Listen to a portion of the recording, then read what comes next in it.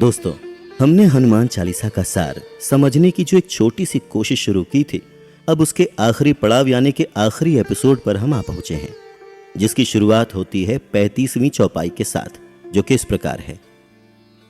और देवता चित्त न धरई, हनुमत सेई सर्व सुख करई। इसका अर्थ है, हे हनुमान जी, आपकी सेवा करने से सब प्रकार के सुख मिलते हैं और फिर किसी और देवता की जरूरत ही नहीं रहती। इस पंक्ति को ध्यान से समझना जरूरी है।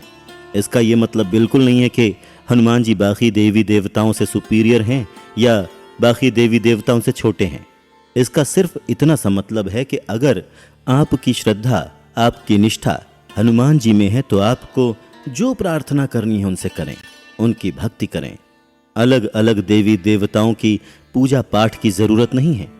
ऐसा क्यों है, इसका कारण चलिए समझते हैं। जैसा कि हमने पिछले एपिसोड्स में भी समझा कि वो निराकार ब्रह्म रूपी ईश्वर एक ही है। उसी ने अनेकों रूप धरे हुए हैं। उसके जिस भी रूप को भजो, भजन उसी का होता है।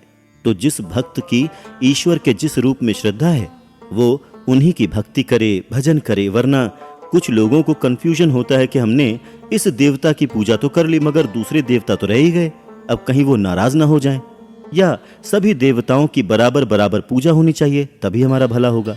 तो ऐसा बिल्कुल नहीं है। जो भी आपके इष्ट देव हैं या इष्ट देवी हैं, उनकी पूरे मन से भक्ति करें।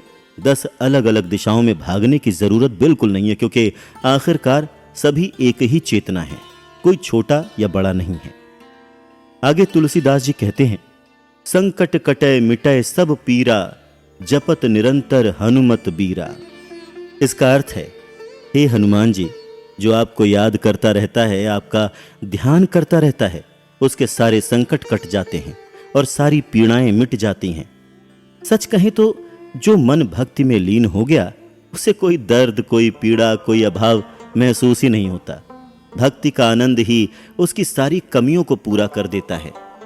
जैसे जिसके पास अनमोल हीरा हो तो वो छोटे छोटे सिक्कों की परवाह नहीं करेगा, वैसे ही सच्चा भक्त भक्ति में ही इतना मस्त, इतना खुश रहता है कि उसे कोई परेशानी नहीं लगती। उसे गरीबी में भी कोई शिकायत नहीं होती। और बाकी तो भक्त की चिंता हनुमान जी स्वयं करते ही रहते हैं। तुलसीदास जी आगे की चौपाइयों में कहते हैं, जय जय जय हनुमान गोसाई, कृपा करो गुरुदेव की नाही। जो 100 बार पाठ कर कोई, छूट ही बंदी महा सुख होई। अर्थात, हे मेरे स्वामी, हे हनुमान जी, आपकी जय हो, बारंबार जय हो। आप मुझ पर कृपा करें। मैंने आपको गुरु माना है, मुझ पर मेरे गुरुदेव की कृपा हो। ये हनुमान चालीसा आपका सिद्ध पाठ है, जिसे सुनकर आप प्रसन्न होते हैं। जो कोई इस हनुमान चालीसा का 100 बार पाठ करेगा, वो सभी बंधनों से छूट जाएगा और उसे परम आनंद मिलेगा। जैसा कि तुलसीदास जी कह रहे हैं, हनुमान चालीसा ऐसा पाठ है जिसको पढ़कर इंसान सारे बंधनों से छूट जाता है। मगर कौन से बंधनों से, ये जानना जरूरी है। ये बंधन हैं माया के, विकारों के, गलत आदतों के, गलत सोच के, गलत इच्छाओं के, जिसके कारण हमसे गलत कर्म होते हैं। फिर इन गलत कर्मों का बुरा फल हमारे सामने मुसीबतों, दुखों के रूप में आता है। इन बुरे फलों को हम अपनी बदकिस्मती का नाम देते हैं, जबकि देखा जाए तो इसकी जड़ में हमारा अज्ञान, हमारी गलत सोच और हमारे बुरे कर्म ही होते हैं। अगर हनुमान जी का ये पावन पाठ पूरी तरह से समझ कर किया जाए तो हमारे अंदर भी हनुमान जी की ही तरह अच्छे गुण आएंगे, सात्विकता आएगी। हम में करुणा, दया, सेवा भाव, निस्वार्थता, निर्भयता और भक्ति जागेगी। आपने जैसे समझा कि हनुमान जी कितने शक्तिशाली हैं, कितनी सिद्धियों और निधियों के स्वामी हैं, फिर भी उनका कैसा सेवा भाव वाला स्वभाव है। अगर हम भी ऐसे ही हो जाएं तो फिर कौन सा बुरा बंधन हमको जकड़ सकता है? फिर तो हम मुक्त ही रहेंगे, सदा खुशी रहेंगे।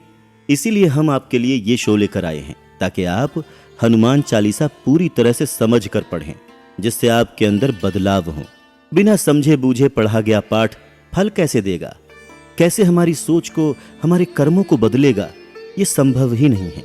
इसीलिए हनुमान चालीसा पढ़ें, पूरी तरह से समझ कर पढ़ें और कोशिश करें कि हमारे व्यक्तित्व में हनुमान जी के दिव्य चरित्र के गुण आएं। हनुमान चालीसा की आखिरी 2 चौपाइयां इस प्रकार हैं। जो यह पढ़े हनुमान चालीसा, हो ये सिद्धि साखी गौरी सा। तुलसीदास सदा हरि चेरा, की जय नाथ हृदय मह डेरा। इसका अर्थ है, माता गौरी के नाथ भगवान शंकर साक्षी हैं कि जो इस हनुमान चालीसा का पाठ पढ़ेगा उसकी सारी इच्छाएं पूरी होंगी, हर काम में सफलता प्राप्त होगी। तुलसीदास जी आगे कहते हैं, हे नाथ हनुमान जी, ये तुलसीदास आपकी ही तरह सदा ही प्रभु श्री राम का दास है। उनके साथ आप भी मेरे मन में सदा के लिए निवास कीजिए। हनुमान जी सिंबल हैं, प्रतीक हैं भक्ति के, और भगवान बिना भक्ति के मिल ही नहीं सकते। इसीलिए श्री राम को पास रखने के लिए हनुमान जी का साथ भी जरूरी है। भक्ति होगी तो भगवान भी साथ रहेंगे, और भक्ति करने के लिए हनुमान चालीसा जैसा शक्तिशाली साधन भी है, जिसे तुलसीदास जी ने भगवान शंकर को साक्षी बनाकर लिखा, यानी कि उनका आशीर्वाद लेकर लिखा। और देखिए ना, उनकी लिखी ये प्रार्थना कितनी लोकप्रिय हो गई कि हर हनुमान भक्त, हर राम भक्त ये पाठ जरूर पढ़ता है। तो इस तरह से यहाँ पर हनुमान चालीसा समाप्त होती है। इस पाठ का समापन दोहा इस प्रकार है। पवन तनय संकट हरन, मंगल मूर्ति रूप। राम लखन सीता सहित, हृदय बसहु सुरभूप।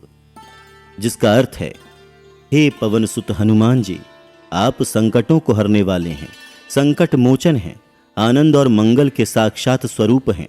जहां आपकी स्तुति होती है वहां सबका मंगल ही होता है। हे देवताओं के स्वामी, आप प्रभु श्री राम, माता सीता और भैया लक्ष्मण सहित हमेशा मेरे हृदय में निवास कीजिए। इस शुभ प्रार्थना के साथ तुलसीदास जी हनुमान चालीसा का समापन करते हैं, और उनके साथ हम भी यही प्रार्थना करते हैं कि हमारे और सभी सुनने वालों के दिल में हनुमान जी का वास हो, प्रभु श्री राम, माता सीता और भैया लक्ष्मण का वास हो। सबका मंगल हो, सबका शुभ हो, सबको भक्ति मिले, सबको मुक्ति मिले।